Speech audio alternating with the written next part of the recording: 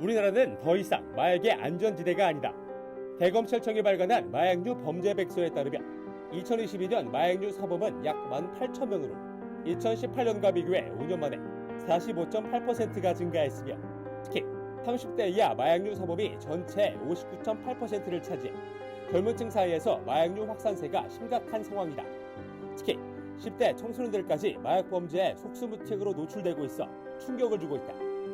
마약 투약은 범죄인 동시에 범죄의 원인인 중독은 질병이기 때문에 처벌만으로는 재범과 확산을 막을 수가 없다. 마약 중독 치유와 재활을 위한 전문적인 프로그램이 절실한 가운데 한국교회가 우리 사회에 중독의 위험성을 알리고 예방과 치유를 위해 적극적으로 나서야 한다는 목소리가 높아지고 있다. 이에 오늘 한국교회를 논하다에서는 더 이상 마약 청정국이 아닌 우리나라의 마약 중독 현황을 짚어보고 중독 없는 건강한 사회를 위해 한국교회가 감당해야 할 시대적 사명은 무엇인지 함께 논해본다.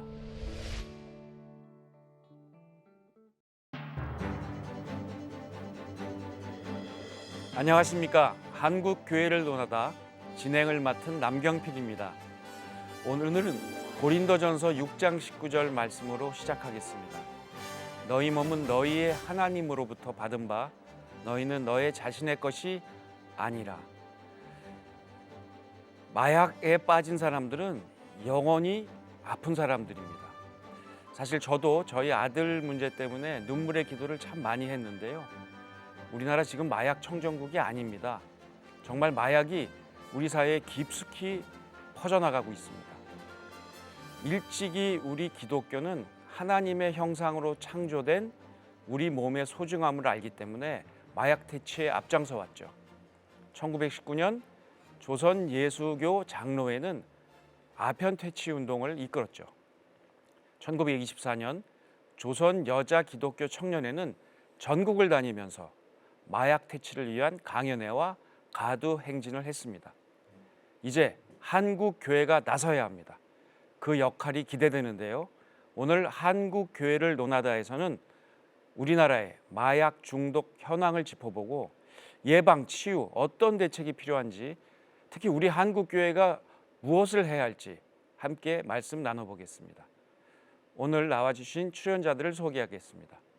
한국 청소년 마약 예방운동본부 이사장이신 은평제일교회 심화보 원로 목사님 나오셨습니다. 심화보 목사입니다. 안녕하세요. 다음은 전 국립법무병원장이신 을지대학교 조성남 교수님 자리하셨습니다. 네, 안녕하세요. 반갑습니다. 청소년 중독 예방운동본부 대표이신 총신대학교 조현섭 교수님 함께하셨습니다. 반갑습니다. 이 마약 문제가 더 이상 외국 이야기 또는 영화에서 나오는 이야기가 아닙니다. 우리가 생각하는 것보다 훨씬 더 깊숙이 침투해 있는데요. 아직 그 심각성을 체감하지 못하고 있는 분들이 많은데 우리 심화보 목사님, 마약 중독 문제 어떻게 보고 계신지요? 이 마약도 일종의 영적인 거라고 생각할 수 있거든요. 그런데 예수님께서 이 땅에 온 것은 생명을 얻게 하되 풍성히 얻게 하려는 것이라고 했는데 마귀는 도둑질하고 죽이고 멸망시키는 게 목적이거든요. 그래서 마귀가 바쁠 때 대신 써먹는 게 술하고 마약이라고 그러더라고요. 언젠가 좀 시간은 흘렀습니다마는 교인이 한 밤중에 교회로 연락이 왔어요. 목사님, 우리 애가 이상해요. 그런데 그 교인만 교회를 나왔었어요. 그래 이제 달려가 봤더니 아이가 쓰러져 있는데 호흡이 멈춰 있는 상태예요. 그런데 머리맡에 보니까 까만 봉다리가 있는데 그 봉다리에 본드가 꽉 들어있는 거예요. 아, 그때 그 아이를 보고요. 얼마나 마음이 찐했는지 몰라요. 근데 지금은 마약을 단번에 뭐 쉽게도 구입할 수 있잖아요. 그러니까 그때에 제가 생각할 때 이거 그 피해로만 생각할 것이 아니다. 이건 정신적인 엄청난 장애를 가져다 주는 건데, 그래서 사회에도 그래요. 일반 지체 장애인들은 혼자서 뭐든지 다 할 수 있어요. 심지어 맹인도 밥해 먹고 아이 낳고 기르고, 심지어 맹인 학교에 갔더니 교장 선생님은 라디오를 고치시더라고요. 그런데 정신적 장애를 입은 사람은 혼자는 못 살아요. 그러니까 치매 노인이 혼자 못 살듯이 그럼 반드시 옆에 누가 따라줘야 돼요. 그러니까 마약은 자기 피해, 자기 괴로움 이것만이 아니라 가족 전체의 괴로움. 한 가정이 괴로워지면 사회는 당연히 괴로워지죠. 결국은 그게 국가의 안보까지도 문제시될 수가 있어요. 며칠 전에도 뉴스에 나왔더라고요. 주유소에서 주유 직원이 자기 몸에다가 이 석유를 뿌려버렸어요. 휘발유를. 그리고 불질러. 그거 어떻게 하겠어요, 그거. 혼자서는 스스로 해결이 안 되는 거잖아요. 그러다 보면 이거는 국가 안보에까지도 엄청난, 뭐 아까도 제가 잠깐 봤는데 미국의 뭐 2조 원이라든가 2조 달러가 세금으로 마약 그 하는 사람들한테 들어가는 경비가 그 정도로 많다는 거예요. 그러면 군대도 마약하면 총 거꾸로 들을 줄 어떻게 알겠어요. 참 그러니까 무조건 이거는 막아야 된다. 네. 예, 교회가 앞장서서 막아야 된다는 건 아주 제 강력한 주장입니다. 네, 아유 감사합니다. 이 우리 조성남 교수님 최근까지 국립법무병원 원장으로 계셨는데 뭐 우리나라의 마약 중독 재활 치료엔 최고 권위자이시죠. 아마 마약 중독의 현황을 누구보다도 잘 알고 계실 텐데 이게 이제 적발된 숫자가 그렇고 사법 당국에 적발되지 않은 환자들까지 추산을 한다면 우리 마약 중독 얼마나 되는지 한번 말씀해 주시죠. 네. 전 세계적으로 마약 사범 지수라는 게 있습니다. 인구 10만 명당 검거되는 마약 사범 숫자가 20이 넘어가면은 마약의 안전지대를 넘어가서 통제가 필요한 위험한 국가로 분류가 되는데요. 우리나라는 1999년에 이미 10,000명이 넘었습니다.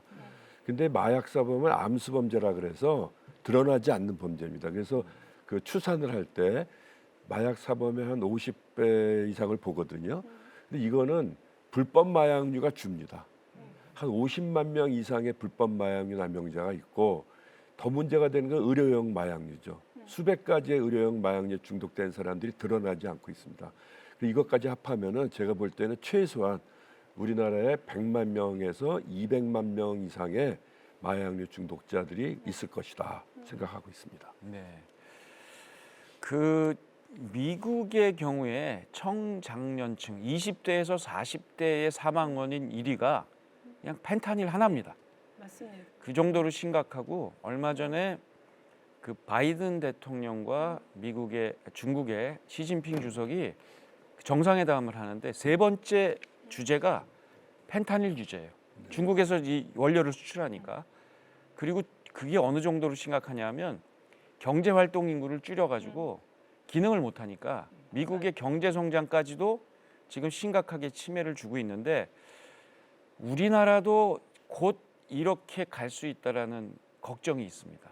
예. 아마 우리 조현섭 교수님께서 누구보다도 청소년 마약 중독 문제에 대해서 잘 알고 계실 텐데 어느 정도 심각한지 한번 말해 주셨으면 감사하겠습니다. 예, 정말 요즘은 걱정이 너무 많이 되죠. 이게 뭐 마약이 들어왔다, 유입됐다 수준이 아니고 청소년들한테 쓰나미처럼 들어오고 있다 이런 생각이 들거든요. 왜냐하면 뭐 우리가 불과 몇 년 전까지만 하더라도 마약은 청소년들이 할 거라고 생각을 안 했어요. 이게 불법이기도 하고 또 비용이 고가였거든요.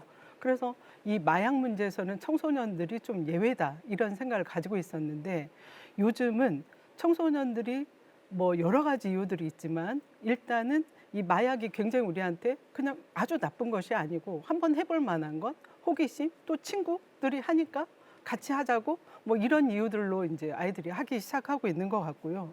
특히 앞서 이제 말씀하신 것처럼 펜타닐이 굉장히 문제가 되고 있는데 사실 우리나라 같은 경우에 펜타닐이 아이들이 직접 어디 뭐 불법으로 구입하는 게 아니라 이게 병원에서 의사가 처방한 걸 주로 사용을 한다는 거죠. 그래서 요즘 이제 최근 보고된 그런 자료들을 보면 펜타닐 같은 경우에는 청소년들이 처방받기가 쉽고요. 그다음에 가격이 저렴해요. 그리고 투약이 간편합니다. 그런데 요즘 이제 이 가격이 저렴하다는 게 굉장히 중요한 요인 같은데 요즘 웬만한 청소년들은 아르바이트를 하거든요.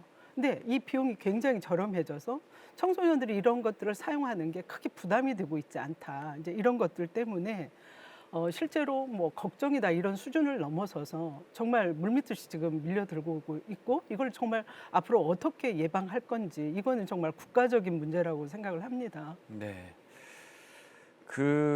이 마약 중독이 워낙 지금 그 SNS를 통해서도 손쉽게 약을 구할 수 있고 값도 싸지고 이런 것들이 마약 중독이 증가하게 된 배경이라고 보여지는데요.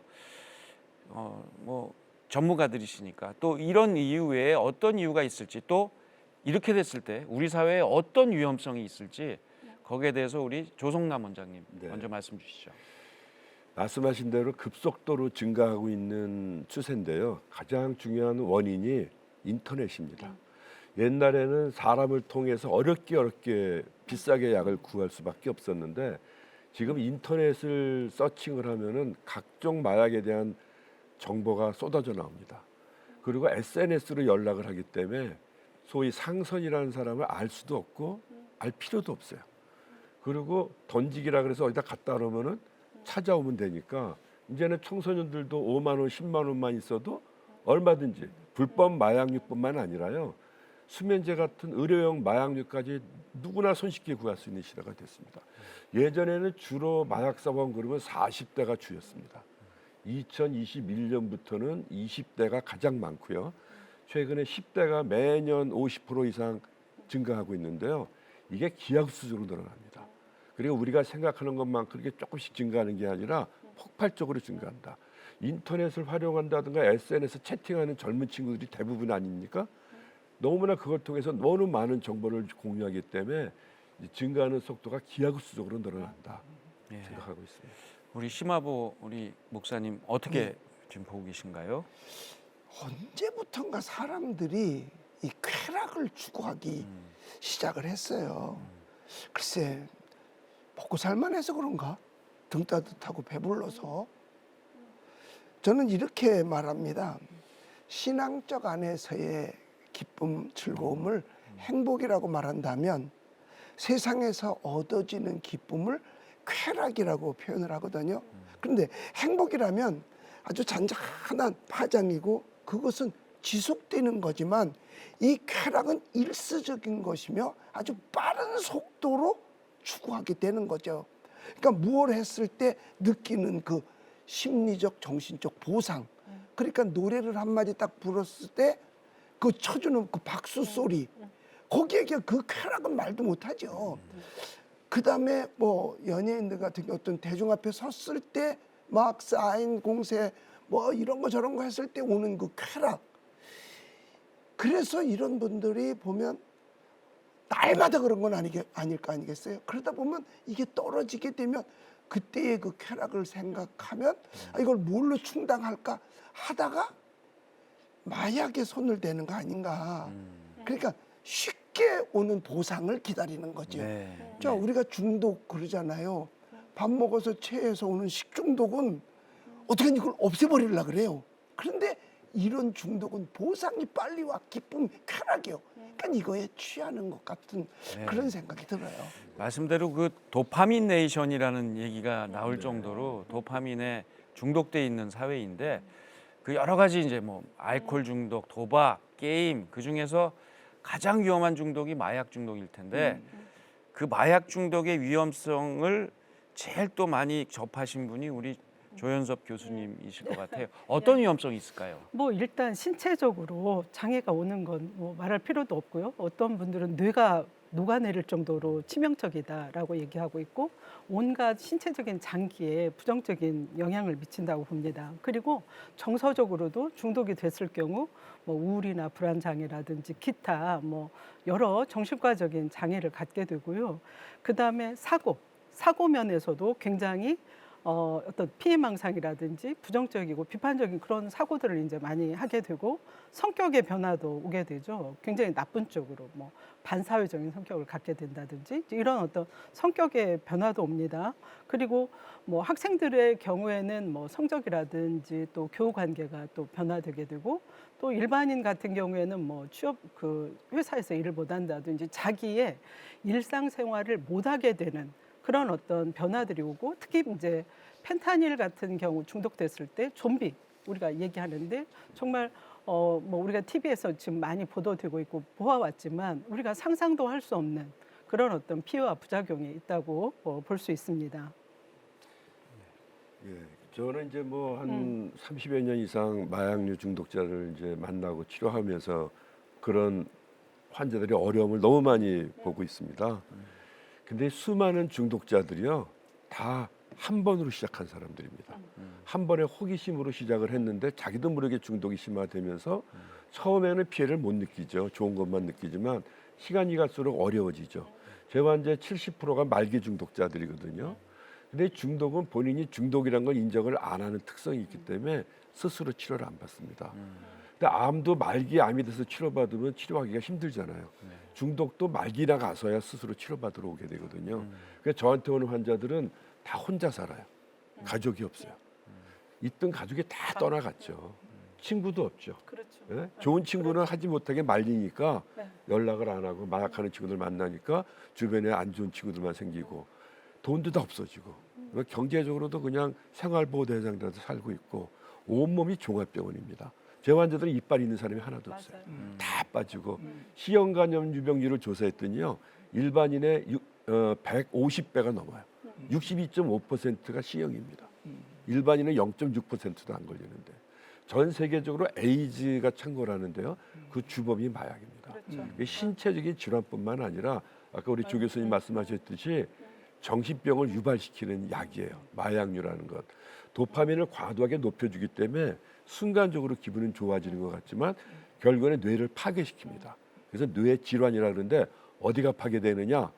기분을 좋게 해주는 보상회로가 파괴돼요. 마약은 기분 좋으려고 하는데 역설적으로 결국에는 평생 기분 좋게 해주는 뇌가 파괴된다는 거는 역설적이죠. 근데 이걸 아무도 모르죠. 맞아요. 파괴된 다음에 알게 되면은 너무 늦은 거예요. 그래서 우리가 볼 때 마약 그러면 남의 얘기 같은데 모든 사람이 뭐 그렇게 뭐 피해가 많아도 나는 딱 한 번만 하면 어떨까? 그래서 시작을 하는 거예요. 맞아요. 그래서 한 번이 얼마나 위험한 건지도 이번 기회에 분명하게 좀 아셔야 될 것 같아요. 그래서 이 예방과 치유 관련된 이런 프로그램들이 더 활성화가 되고 적극적으로 이제 진행돼야 될 필요가 있는 거죠. 이미 중독이 돼버리면 너무나 많은 문제가 생기고 치유하기가 어렵기 때문에 이제 예방과 치유 그 예방 교육을 많이 해야 된다. 이제 이런 부분들에 대해서는 모두 다 공감은 하는 것 같아요. 네, 그래서 이제 예방 치유로 이제 얘기를 좀 넘어가 볼 텐데요. 네, 그 목사님께서 우리 기독교의 정신은 사랑이고 네. 용서잖아요. 네. 근데 우리 사회는 지금 이 마약 환자들을 그냥 범죄자로만 보고 있는데 이걸 환자로 보고 뭐 적발도 하긴 해야겠지만 이걸 결국은 낫게 해야 되는데 과연 우리가 이런 재활과 치료를 위해서 우리 기독교가 할 역할은 어떤 거 있을지. 글쎄 제가 청소년 마약 중독 예방 운동 본부를 개설한 지 이제 뭐 몇 달 되질 않았거든요. 그래서 저는 이렇게 생각해요. 마약도 백신을 놔줘야 된다. 그런데 일반 백신은 그건 1차적으로 하면 끝이잖아요. 만약 마약 백신 맞는 마약 주는 거 아니에요. 그건 똑같은 역. 그래서 저는 이걸 뭐라고 표현하면 언어 백신. 말로 그다음에 시청각을 통해서 백신을 계속 놔줘야 되는 거죠. 그러니까 듣게 해야 되는 거고 화면을 보게 해야 된다. 그래서 들어서라도 그러니까 요즘 아이들 초등학교 아이들도 엄마들이 학교 보낼 때 길조심 차조심이 아니라 너 절대로 누가 주는 음료 받아 먹으면 안 돼. 절대로 아무거나 먹으면 안 돼. 이거를 강조한다 그래요. 그러니까 이 아침에 한마디도 일종의 언어 백신. 그리고 제가 이제 여기저기 이제 교회마다 전문가 선생님을 데리고 강의를 나가요. 그 강의 자체를 저는 언어 백신이라 그래요. 그런데 아직은 괜찮으니까. 근데 백신은 괜찮을 때 맞는 거거든요. 그런데 우리 교회는 아직은 없으니까 이미 그게 번지기 시작하면 삽시간에 불타듯이 확 탈 텐데. 그래서 제가 많은 교회에 이제 강의 요청서를 보내주기도 하고요. 무료로 하니까 했는데 그렇게 적극적이지를 않는 게 안타까워요. 그러니까 안 하려고 하고 안 들으려고 한다는 거. 그래서 이런 거를 오늘 이렇게 방송을 하지만 이런 거라도 듣고 정말 전문가들을 초청해서 백신, 언어 백신이라도 계속 맞다 보면 아, 이건 정말 나쁜 거구나. 또 눈으로 백신을 맞는 거죠. 그 아까도 우리 처음에 영상을 봤듯이 아, 이거는 정말 나쁜 거구나. 그래서 스스로가 하지 않도록 하는 것, 이게 첫째로 중요하고 그다음에 이미 이걸 해서 뭐 이건 병에 걸렸다고 하는 거죠. 그런 사람은 진짜 사랑으로 해줘야 될 텐데 저도 그건 아직까지 전 예방운동본부기 때문에 그건 캐션 마크예요. 예. 네, 교수님 그 누구보다도 청소년 이 사역을 하고 계신데 네. 청소년 마약을 예방하는데 이제 오늘 백신을 놔주자, 네. 언어 백신을 놔주자 네. 이런 말씀하셨는데 어떤 또 좋은 네, 방안이 하여튼 있을까요? 저도 목사님 말씀에 동의를 하고요. 일단 그 뭐 예방 교육이 정말 중요하다고 생각을 합니다. 그런데 이제 제가 요즘 이제 교회에서 관심들을 갖고 이제 저를 초대를 해서 제가 이제 특강을 좀 많이 나가고 있는데요.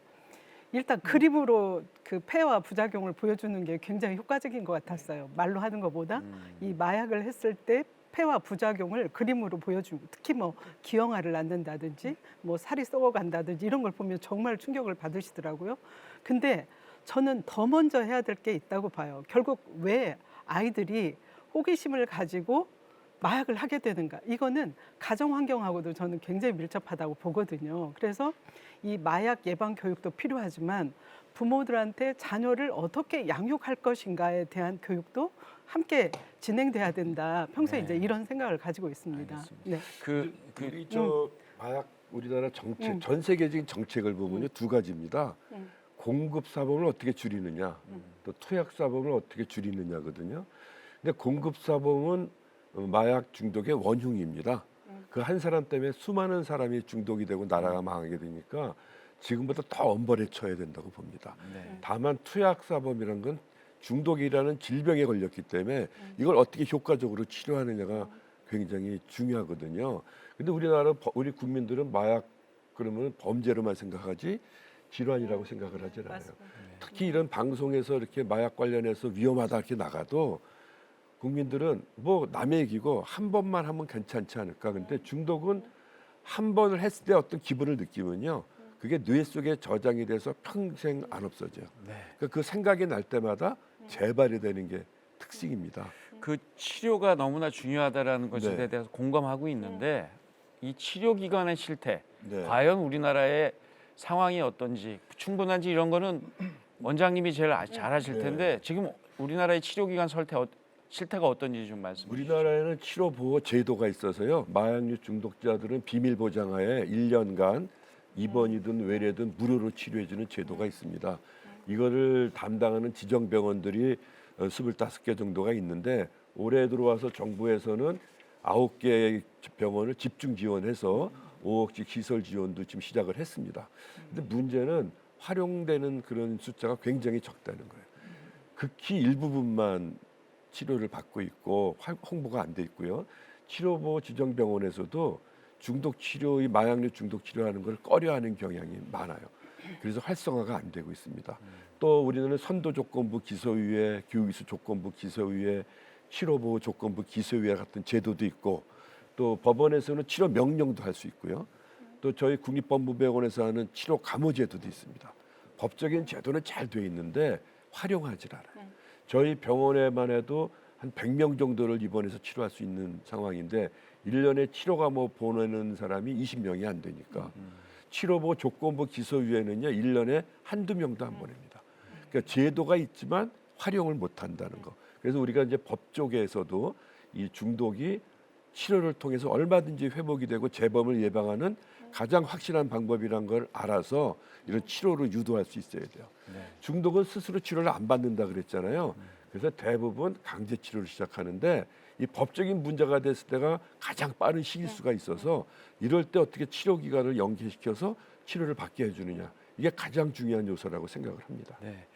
그 마약 중독이 된 사람은 절대 못 끊는다라는 이야기들을 하잖아요. 그렇지만 우리는 하나님을 믿고 하나님의 그 힘으로 이 마약을 끊을 수 있다라고 믿고 저도 저희 아들이 그렇게 끊을 거라고 믿고 있고 기도하고 있는데요. 과연 마약 중독 어떻게 끊을 수 있는 건지 어떻게 하면 사례들이 있는지 먼저 조성남 원장님이 제일 많이 보셨을 텐데 네. 어떤 사례들이 있을까요? 저는 뭐 많은 환자들이 회복되는 사례들을 많이 보고 있죠. 그리고 이제 처음에 환자들이 그래요. 마약인데 어떻게 끊어요? 못 끊어요. 그래요. 왜냐하면 그 사람은 나름대로 끊어보려고 많은 노력을 했는데 안 되는 거예요. 자포자기해 버리고. 그 왜 그러나 주변에 끊은 사람을 본 적이 없어요. 교도소 가면 마약 서범만 만나지, 병원 가도 재발한 사람만 보지, 주변에 약물하는 사람만 있지 회복한 사람은 안 나타나잖아요. 그래서 사실은 회복한 사람이 너무 많습니다. 한두 번 하다가 끊은 사람도 많고 말기까지 간 사람은 그 길 부분이거든요. 그래서 무엇보다 중요한 거는 중독에서 회복한 사람을 만나는 게 중요합니다. 그래서 외국의 이런 치료 시설에는 중독에서 회복한 사람들이 이 치료자로 나서서 병원이나 시설에서 1차 상담자를 해요. 그래서 그 사람들이 치료를 담당하니까 환자들의 심리 상태를 너무나 잘 알죠. 자기 경험해 봤으니까. 상담이 잘 되고 또 환자 입장에서는 희망이 되는 거예요. 나보다 더 심했던 사람 같은데 저렇게 멀쩡히 회복된 걸 보니까 나도 할 수 있겠구나. 그래서 이제 전 세계적으로 이런 회복된 중독자를 치료자로 양성하는 그런 프로그램 우리나라도 시작을 했습니다. 이런 것들이 굉장히 중요하고 치료를 질병이라는 거는 치료만 받으면 얼마든지 회복이 되는 거예요. 예. 목사님 영적으로 이 치료가 가능할까요? 그래서 저희 내외가 우리도 치료에 대해서 좀 심각하게 생각하자. 방법은 성령의 용광로 속에 들어갔다 나오는 수밖에는 저는 없다라고 생각을 하는 편이에요. 그러니까 세상에서 얻어지는 기쁨보다 주 안에서 얻어지는 기쁨이 더 크면 그걸 물리칠 수 있지 않겠는가, 이 생각을 해보는. 제가 그 기쁨을 경험해봐서 알아요. 제가 처음에 성령 충만함을 얻고 이 기쁨을 감당할 수가 없어서 기도원에서 밑에 도로에서 기도원까지 올라가는 그 길에 쌓인 눈을 3시간에 걸쳐서 이걸 다 쓸었어요. 그 기쁨을 어떻게 감출 수가 없어가지고, 그것처럼 성령의 불도가니 속에, 그리고 제 생각에는 그래요. 한두 번 한 사람 이건 끊어야 돼 라고 하는 마음이 있다면 불가능하진 않을 것 같거든요. 네. 제가 얼마 전에 제가 뭐 공공기관이에요. 국가기관인데 이제 예배를 인도하러 갔는데 자매 하나가 눈물을 쭉 흘려요. 그때 내가 무슨 얘기를 했냐 하면 마약에 대해서도 설교하면서 이거는 마귀가 보낸 선물이다. 그래서 얘기를 했는데 울어요. 그 나중에 끝나고 났는데 거기 간사가 저에게 그래요. 목사님, 저 자매가 지금 마약 중독에 걸려 있다는 거. 근데 예수 믿어야 산다. 그래가지고 자기도 끊어야, 그 다음 달에 결혼을 해야 되는 거예요. 그런데 끊어야 되겠다. 그랬는데 예배당을 이제 예배 출석을 하는 거죠. 그러면서 은혜를 받으니까 울기 시작하는 거죠. 제가 그랬어요. 나는 그 사람이 어떤 상태인지 몰랐는데 나중에 듣고 알았는데 저런 마음이면 치료가 가능하지 않겠나. 그래서 답은 제 생각엔 목사 입장에서도 그렇고 예수밖에 없어요. 성령 충만한 것밖에는 없다라는 생각이 들어요. 네. 이 성령 충만함을 받고 그 다음에 이걸 지속 가능하게 하려면 네. 공동체 생활이 필요할 것 같습니다. 그래서 이제 다르크 공동체 같은 것들이 우리나라에서 이제 운영이 되고 있는데 네. 그것도 지금 문을 많이 닫고요. 네. 뭐 정부의 지원도 없고 그리고 또 우리 국민들의 관심도 별로 없고 아마 재정적인 면에서도 힘들고 이래서 지금 굉장히 어렵게 이런 공동체들을 운영하고 있을 텐데 우리 조성남 원장님께서 이 공동체 프로그램에 대한 재활 프로그램에 대한 관심이 많으신데 네. 우리나라의 실태 왜 이렇게 어려운지 설명을 좀 해주시면 좋을 것 같습니다. 네. 치료 과정을 저는 전쟁과 비교를 합니다. 전쟁에서 부상자를 회복시켜야 전쟁에 보낼 수 있듯이 해독 치료도 해야 되고요. 또 중독이라는 질병을 자기가 인정을 해서 치료받으려는 마음이 생겨야 치료에 입문이 되거든요. 동기와 치료를 하게 되고 근데 이 중독이란 질병은 영적인 질병이라고 생각을 해요. 치료제도 없고요. 다른 치료 방법, 뭐 시술 가는 것도 없습니다. 건강한 가치관을 가져야 되고 일상생활이 건강한 생활 습관으로 바뀌어야 되는데 어떻게 보면 하나님이 원하는 인간의 삶이 치료의 모델이거든요. 근데 그건 한순간에 이루어지지 않잖아요. 병원에서는 해독이나 응급처치나 금단 증상 치료할 때는 필요하지만 안정화가 되면은 이런 가치관의 변화라든가 생활 양식을 변화시킬 수 있는 집중적인 훈련을 해야 되는 게 필요한데 이게 재활센터예요. 근데 중독은 아까 말씀드렸지만 회복된 중독자들이 이런 치료에 담당을 했을 때 치료과가 굉장히 좋습니다. 그래서 다르크는 회복된 중독자들이 자기의 회복 경험을 가지고 중독자로 같이 살면서 자기가 모델을 역할해서 이끌어가는 거예요. 그런데 우리나라는 님비 현상이라는 게 있습니다. Not in my backyard. 우리 집은 우리 동네는 안 돼.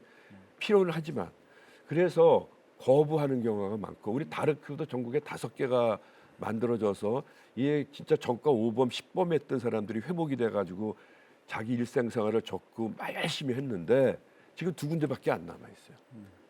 예, 주변에서 다 거부하고 못하게 하고 해서 쫓겨나기도 하고 여러 가지 어려움을 겪고 지금 재정 지원도 없는 상태에서 그래서 앞으로 일본은 이 다르크가 한 40여 년 전에 만들어져 가지고요. 전국에 90군데가 넘게 확대가 돼서 지금 한 2천여 명 정도가 회복을 하고 있거든요. 우리나라도 그게 확산이 될 정도로 해야 돼요. 정부에서 못하고 하기 때문에 이 민간에서 담당하는 분야도 적기 때문에 우리 교회가 나서서 이런 걸 지원을 해서 재활을 활성화시켜서 그 사람들이 건강한 삶을 살게 되면은 주변 사람을 또 회복시키지 않겠습니까? 네. 저는 중독은 전염병이라고 생각합니다. 네. 한 사람이 중독되면 주변 사람을 중독시키거든요. 근데 거꾸로 한 사람을 잘 회복시키면요. 그 사람의 주변 사람을 회복시키는 역할을 해요. 네. 그래서 이런 것들 우리 교계가 나서서 해야 된다 생각합니다. 교수님, 그 옛날에는 이제 청소년 마약 뭐 이런 거는 10대 마약 이런 건 상상이 잘 안 됐는데 요즘 그렇죠. 워낙 많잖아요. 네. 근데 지금 청소년 10대 우리 재활 프로그램 공동체 이런 게 있나요? 없죠. 어떻게 해야 됩니까? 만들어야죠, 이제부터. 네. 그러면 제가 이제 2000년부터 우리나라 알코올 상담 센터를 지역에 이제 세팅을 해야 되는 일 때문에 제가 정말 전 세계를 다 다녔어요. 그래서 알코올 마약 그 시설 프로그램이 어떻게 되는지를 제가 봤거든요. 최근에도 작년에도 제가 미국에 가서 이런 뭐 그 알코올 마약 이런 중독 시설을 이제 제가 또 보고 왔고 또 정책을 이제 이렇게 듣고 오고 그러는데 실제로 이 중독의 치료는 그냥 너 술 먹지 마, 마약 하지 마 이런 수준으로 치료가 안 된다는 거죠. 그래서 그 인간을 전인적으로 온전히 갈아엎어야 된다. 그래서 이 사람을 이제 그 눈 뜨면서 잘 때까지 그런 어떤 그 변화를 유도하는 프로그램이 이제 우리 조성남 원장님 말씀하신 치료 공동체인데요. 그게 외국에는 굉장히 활성화가 되어 있습니다. 그래서 제가 이제 처음에 갔을 때 우리나라는 이런 치료 프로그램이 1%도 안 된다고 이제 보고가 될 텐데 거기 가서 얼마나 되냐 그랬더니 70% 이렇게 얘기를 하는 거예요. 그래서 저는 7%를 영어로 잘못 들었나 하고요. 다시 몇 번을 확인했어요. 근데 그게 아니었어요. 실제로 그렇게 된다는 거죠. 그래서 너무 놀랐어요. 제가 이걸 어떻게 해야 되나. 근데 결국은 이 중독의 치료는 만성적이기 때문에 지속적으로 죽을 때까지 우리가 관리를 해야 되는 프로그램이라고 보고 있고 외국에서는 그렇게 관리를 하고 있다는 거죠. 그래서 너무 신체적인 건강이 안 좋을 때는 병원에 가서 일단 신체적인 건강 치료를 하고 그다음에는 지역사회에서 이 사람들이 요구하는 프로그램을 하게 돼요. 그걸 원스톱 서비스 시스템이라고 외국에서 부르더라고요. 그래서 거주 형태의 치료 공동체 프로그램, 그다음에 중간집이라고 있어요. 이분들이 회복해서 그분들끼리 살면서 프로그램을 하는 것, 그다음에 직업재활, 그다음에 뭐 쉼터 이런 것들이 이분들을 위해서 시스템으로 이게 정착이 돼야지 어느 한 프로그램 가지고는 힘들다. 이게 이제 그 외국의 입장이었고 우리나라도 그런 시스템이 돼야 된다. 그래서 이분들이 중독이 됐다고 하는 그 시점부터 관리를 받을 수 있는 다양한 그런 서비스가 지속이 돼야지 뭐 지금 다르크도 말씀하셨지만 다르크 하나만 가지고는 안 되고 그 전에 사전에 뭐 거주 형태 시설 그리고 그 회복자들도 그냥 자기의 경험 가지고 치료자가 되는 게 아니라 또 다른 전공을 합니다. 이분들이 이 중독 치료를 할 수 있는 공부를 하고 또 치료자로 나서거든요. 그래서 이제 우리가 그런 회복자들이 그런 그 동일한 문제를 가진 사람들을 도울 수 있도록 또 우리가 도와서 교육을 시키는 것도 이제 우리 전문가들의 몫이라고 생각을 하고 있는데 어쨌거나 우리 한국도 지금 늦었지만 지금이라도 이런 다양한 시스템을 정착시켜야 된다. 그런데 그걸 가장 잘할 수 있는 데가 저는 교회라고 보고 있어요. 왜냐하면 교회는 이 시스템을 다 앉힐 수 있어요. 교회 내 예방할 수 있고 상담할 수 있는 외래 상담 시설을 할 수가 있는 공간이 있다는 거죠. 그다음에 기도원이 있어요. 그런 기도원들을 활용해서 이런 거주 형태나 이런 어떤 그 공동체 이런 프로그램들을 할 수 있는 장을 이미 기본적으로 가지고 있기 때문에 교회에서 의지를 가진다면 어느 집단보다도 빨리 할 수 있다. 그리고 우리가 계속 국가의 정책만 기다리고 있다가는 못해요. 그래서 누군가는 이것과 관련된 시범 사업을 진행해야 된다는 게 제 생각이에요. 어느 교회에서든. 그래서 이걸 보여주면서 이렇게 하니까 효과가 있지 않냐. 그러니까 이런 것들을 합시다라고 오히려 제안을 하는 게 빠르지 않을까 싶고요. 다양히 이제 뭐 국가에서 관심을 많이 가지니까 굉장히 저는 반가운데 어쨌거나 이제 그런 일환으로 지금 청소년 같은 경우에는 마약이나 이런 중독의 문제가 생기면 학교를 못 다니게 돼요. 그래서 대안학교도 대신할 수 있고 이런 프로그램도 대신할 수 있는 그런 시설들이 필요하다. 그래서 이제 우리 청소년 중독 예방 운동 본부에서 쉴만한 학교 네. 이런 학교를 지금 만들려고 준비를 하고 있습니다. 네. 참 감사합니다. 지금 이제 교회가 이제 다시 나왔어요. 다시 네. 교회 역할이 중요한데요. 사실 그 마약은 예방 교육, 그다음에 치료, 치유, 재활 이 네 가지가 이루어져야 되는데 일단 이 예방 교육이 굉장히 필요하다고 생각해서 사실 조성남 원장님 그리고 차인표 집사 네. 그다음에 고려대학교에서 이런 목회를 하고 계시는 박상규 목사 이렇게 저희가 은혜를 구하다라는 지금 이제 NGO를 시작을 했는데 저희가 교회를 다니려고 해요. 네. 교회부터 네. 다녀서 뭐 할 거냐면 사실은 우리 교회의 교인들도 잘 모르세요. 이 영적인 문제라는 걸 잘 모르고요. 맞습니다. 또 하나 되게 중요한 건 부모님들이 맞아요. 아이들한테 자기도 모르는 사이에 마약을 권하고 있어요. 네. 뭐냐 하면 요새 우리나라는 메모지상주의, 그다음에 학벌지상주의. 맞아요. 너 이뻐져야 되니까 다이어트 약 먹어. 네. 너 공부 잘해야 되니까 집중제 먹어. 너 잠 잘려면 수면제 먹어. 맞아요.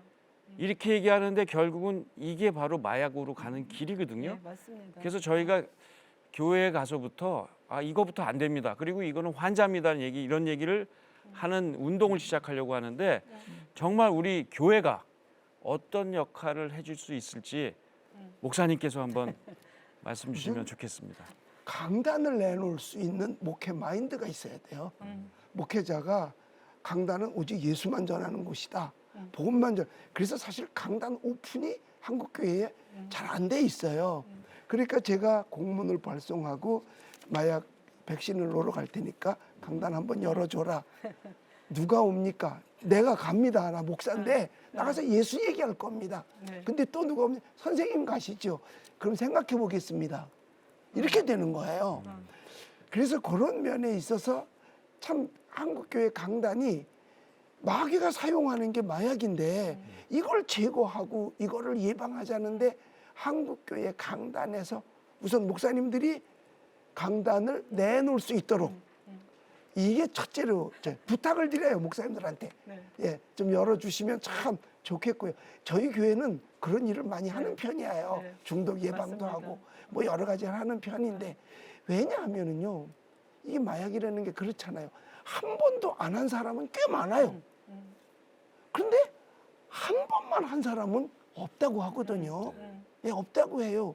그러니까 어떤 경찰관 한 분은 마약 퇴치범을 12년 동안 2,000명이나 검거를 했는데 마지막에 마약 100g을 압수하고 검거하려고 자기가 했다가 걸려서 5번이나 교도소를 갖고 나오고 뭐 이혼당하고 뭐 실직당하고 막 이랬다 그러더라고요. 그러니까 이것도 교회부터 시작해야 돼요. 아유, 좋은 일반 말씀이시네요. 학교 강단에서 맞아요. 안 열어줘요. 제가 교육청에 연락했는데도. 근데 저기요 예. 목사님 그 만나교회 예. 김병삼 목사님이 예. 열어주셨어요. 아 그래요? 그래서 그럼 6월 훌륭하신 말에 거예요. 마약 주간을 선포를 하고 예. 그 본 예배에 예. 그 설교 시간을 야, 저희의 잘했네. 간증과 콘서트를 아유, 열어주기로 그러면 했고 좋죠. 토요일 날은 청년들을 위한 예. 그 이 간증 예. 또 마약 관련 이 찬양 집회를 예. 열어주셔서 이제 슬슬 이렇게 한 교회 네. 두 개씩 오픈이 또 되면 있어요. 예. 원천침례교회 김효샘 목사님도 또 예. 열어주시고요. 예. 저희가 그래서 올해 오늘 이 프로 보시고 목사님들 열어주세요. 열어주시면 열어주시면 네, 돼요. 맞아요. 저희가 다니면서 예.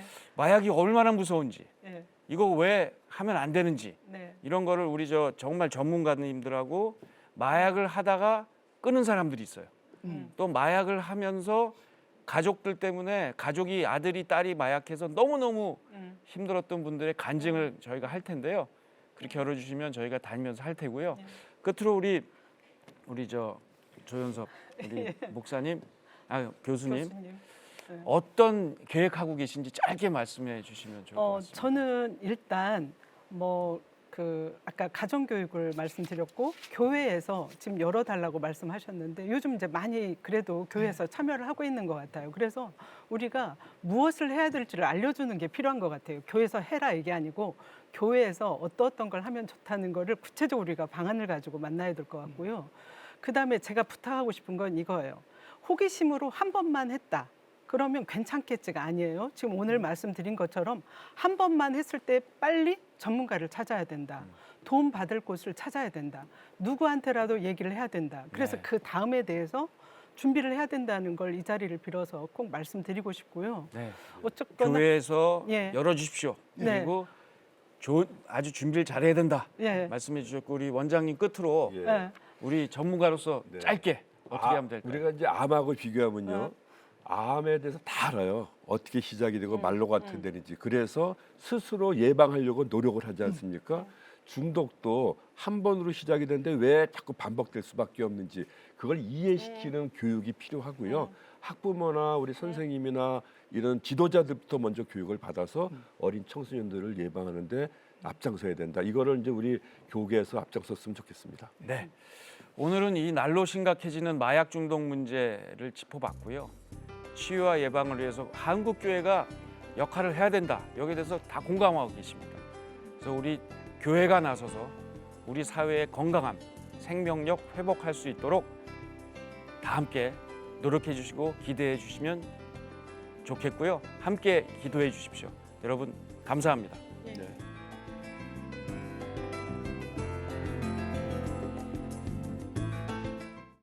이 프로그램은 여러분의 미디어 선교 후원으로 제작되었습니다. 선교는 사명, 후원은 동역. 당신도 복음을 전할 수 있습니다. 선교 후원 02-6333-1003번